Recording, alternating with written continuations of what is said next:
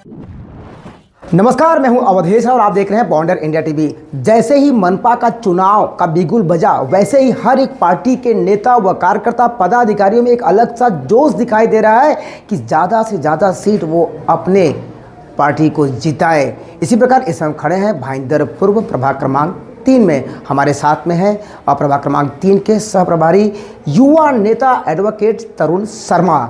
इनको जिम्मेदारी दी गई है कि यहाँ पे जो चारों सीट है उसे किस तरह से जीत के लाना है। साथ साथ जहाँ तक हमने सुना है कि इन्होंने भी फॉर्म भरा है, यानी कि जनता की सेवा करने के लिए ये भी मैदान में कूद चुके हैं। हम इनसे उससे बात करेंगे और प्रभाग क्रमांक 3 की यथा स्थिति के बारे में बात करेंगे, क्योंकि यहाँ पे पहले 3 नगर सेवक शिवसेना के थे और बीजेपी के एक ही थे। तभी तो विधायक नरेंद्र मेहता ने सह प्रभारी और प्रभारी यानी कि शैलेश पांडे व युवा नेता तरुण शर्मा को ये जिम्मेदारी दी गई है कि इस प्रभाग से चारों के चारों नगर सेवक बीजेपी के ही आने चाहिए। हम इनसे उससे बात करेंगे और इनके राजनीतिक भविष्य के बारे में बात करेंगे। अगर इन्हें मौका मिलता है क्या ये चुनाव लड़ेंगे? जिस प्रकार आपको पता है कि इलेक्शन का बिगुल बज चुका है, 15 जनवरी को इलेक्शन और मतदान किए जाएंगे।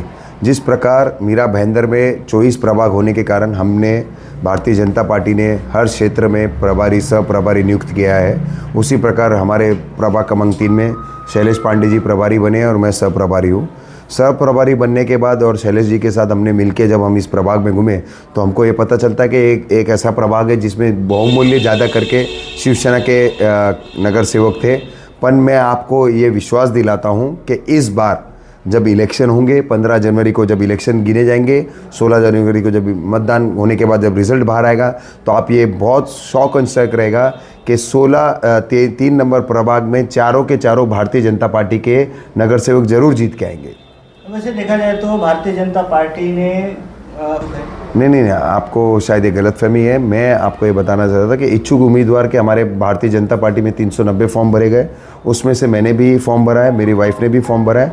हमने 12 नंबर से फॉर्म भरा है, 2 नंबर से फॉर्म भरा है। वो इसलिए भरा क्योंकि मेरा पुराना क्षेत्र ये था जहाँ पे मैं रहता था, इसलिए मैं था यहाँ पे प्रभारी बन के आने का कारण ये था कि हमें जो कार्य करने के लिए, क्या आज के समय आपने देखा होगा, चाहे देवेंद्र फडणवीस हो, चाहे हमारे प्रधान हो, उन्होंने कहा युवा को मौका दीजिए, युवा को आगे बढ़ने दीजिए, क्योंकि युवा की सोच कहीं ना कहीं एक जनरेशन, जैसे जेनजी बोलते हैं आप, जनरेशन में आगे चल रही है। तो उस हिसाब से मुझे ये मौका मिला। तो मैं भारतीय जनता पार्टी का और नरेंद्र मेहता जी का बहुत शुक्रगुजार हूँ कि उन्होंने ये मौका दिया कि मैं इतने बड़े पद पे आके एक 34,000 वोटर्स को कैसे भारतीय जनता पार्टी की तरफ वो डाइवर्ट होकर वोट करे, क्या विजन रहे हमारा, वो उन तक मैं पहुँचाऊँ घर घर तक। इससे बड़ा कोई काम नहीं कर सकता मैं, चाहे उसमें टिकट मिले नहीं मिले वो अलग बात है, पर अगर वो नहीं मिलने के बाद भी अगर मैं इतना बड़ा काम कर रहा हूँ तो मेरे लिए बहुत खुशी की बात है भारतीय जनता पार्टी के लिए। देखा जाए तो मीरा भाईंदर शहर की जनता चाहती है कि उनका जो लोक प्रतिनिधि हो वो उच्च शिक्षित हो, जानकार हो और जनता की सेवा में काम करने के लिए तत्पर हो।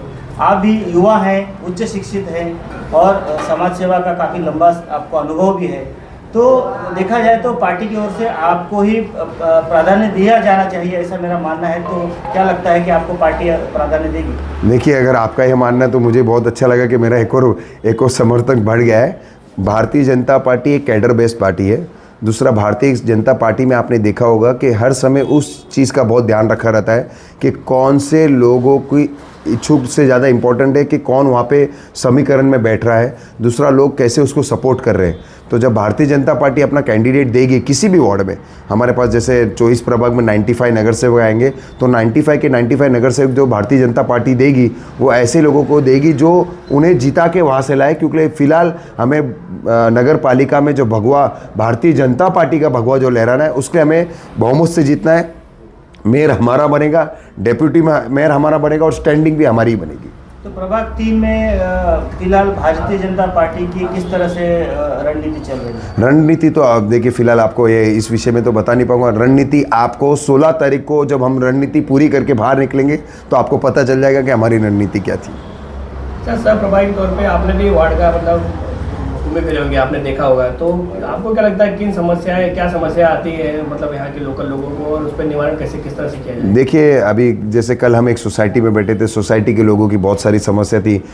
सबसे बड़ी समस्या इस प्रभाग क्रमांक 3 में देखी जाए तो वो है पार्किंग की, क्योंकि हर बिल्डिंग में आज क्या हो गया, एक समय ऐसा था कि लोगों के पास बाइक नहीं थी, गाड़ी नहीं थी, कार नहीं थी, पर आज ऐसा हो गया कि हर व्यक्ति के पास कार है। क्योंकि आप घर में जाएंगे तो जैसे एक वाइफ स्कूटी चलाती है तो हस्बैंड के पास बाइक होगा, तो ऐसे हर घर में 2-2 गाड़ियाँ हो गई।